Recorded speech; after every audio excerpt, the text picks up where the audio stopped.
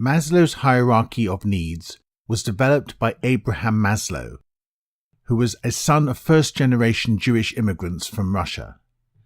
His parents wanted him to be a lawyer, but he wanted to be a psychologist.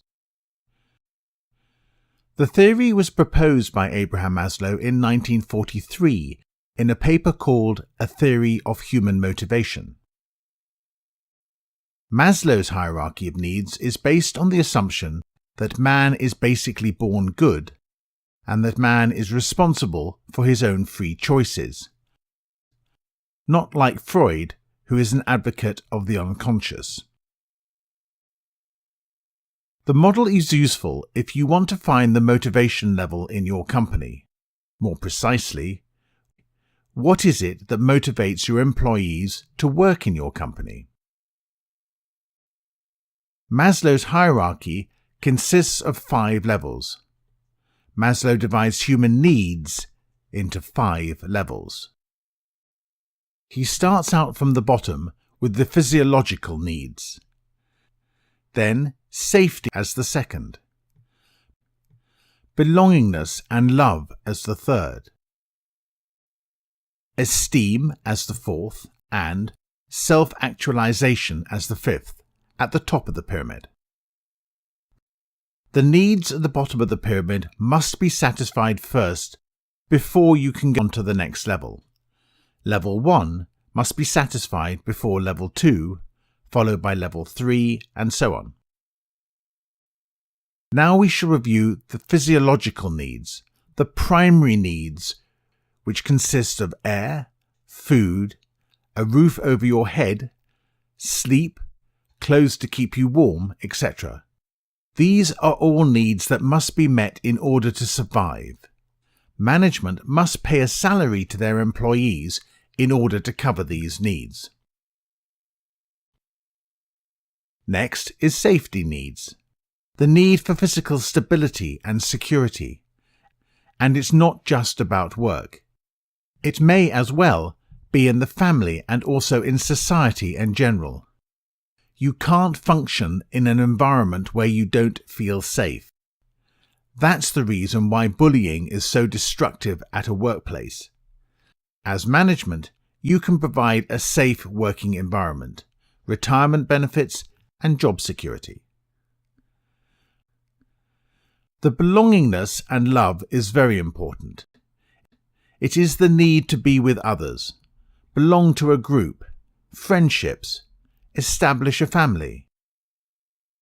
For you to thrive at work, you must belong to a group with other employees. Management can create a sense of community via team-based projects and social events. How we are going to achieve this when more and more employees are working from their own home due to advances in technology is the big question for today's management. Once a person feels a sense of belonging, the need to feel important arises. Esteem needs present the typical desire to be accepted and valued by others. Esteem needs may be classified into 2 subsidiary sets. First, the desire for self-esteem, such as self-respect and achievement. Secondly, we have what we may call the desire for reputation, appreciation, or respect from other persons. People who are able to satisfy their esteem needs by achieving good self-esteem and the recognition of others in their working place tend to feel confident in their abilities. They create an identity through work. Management can recognize achievements to make employees feel appreciated and valued. They can also offer job titles that convey the importance of the position. At the very peak of Maslow's hierarchy of needs is the need for self-actualization. Maslow wrote, "What a man can be, he must be. It's about fulfillment, doing the thing that you were put on the planet to do. If you have an idea at work, you have to try it. If your management doesn't like it, you will start on your own. You don't care what others think about yourself or your ideas. Management can provide employees with a challenging environment and the opportunity to reach their full career potential. We shall now review one of the more common ways of dividing Maslow's hierarchy. This division is often used in connection with management of employees. It divides Maslow's hierarchy into two main categories. The three bottom layers of Maslow's hierarchy is called deficiency needs. They have to be met. You can't function without fulfillment. Management must understand this aspect. The employees cannot function properly at work if physiological needs, safety needs, and the need for social contact are not fulfilled. The two upper needs are called growth needs. These will never be completely satisfied. You will always strive for more. You will always want to improve your reputation at work and at the same time gain greater self-realization through your work. Management has to be aware of these individual needs from different employees. If they can't get those needs satisfied at work, then they will try to achieve satisfaction in other aspects of their lives. It could be voluntary work, member of a club, through family life, or switching to another job that fulfills their needs. The same management actions can meet different needs. It depends on who you are and what you want to accomplish. If you are a manager, you must be aware of which specific needs the individual employees are getting fulfilled with a certain action. Now we shall review how the completion of a large sale can meet all 5 needs. If this sale is necessary to hold on to a roof over your head and buying food for yourself, then it is fulfilling your physiological needs.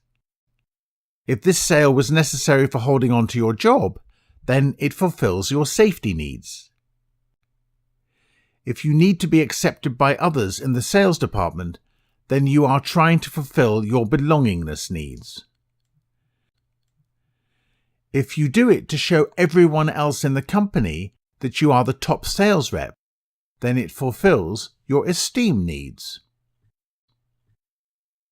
You do not want others to know about your sales, and you donate anonymously all the money to charity. You feel it's the right thing to do. If this and only this is the reason for your sales effort, then you are fulfilling your self-actualization needs. Now we shall review how a manager in general can use the model in his or her work in relation to the employees.